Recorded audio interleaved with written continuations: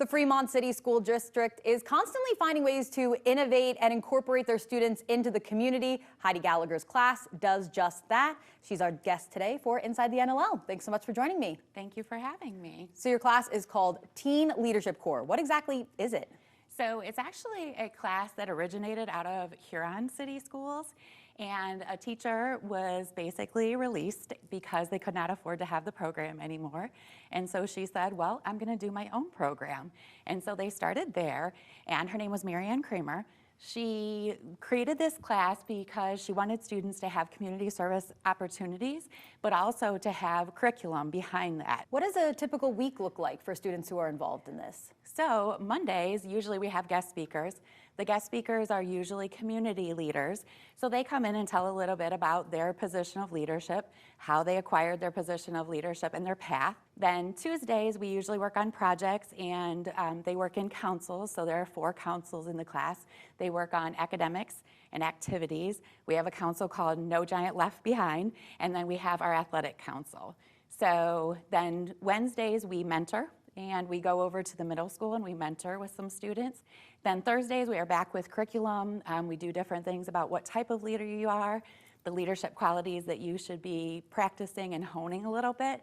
And then Friday, we have Family Friday, which is just kind of a way to recap our week. Service projects are a big part of the Teen Leadership Corps. What are you hoping that students will fulfill by partaking and organizing these? So they have a lot of service projects that they complete. A few of my favorites, we do a Veterans Night at the football game where all of our veterans get in for free. They are then recognized at the game and they're asked to stand. We do a Veterans Day assembly, probably my favorite day of the year.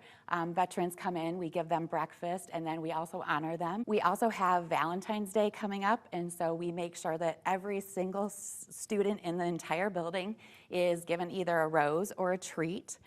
That's a lot of fun. We do Coffee with Giants, where we bring in anyone over 60 years old, and we don't check IDs, but we do bring them in, and we help them with their electronics, which I'm sure that you've probably helped an elderly person. It's a very easy fix for you.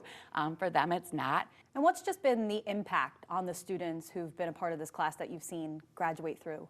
It's really cool to see how they practice their leadership skills, especially through the projects, calling different people.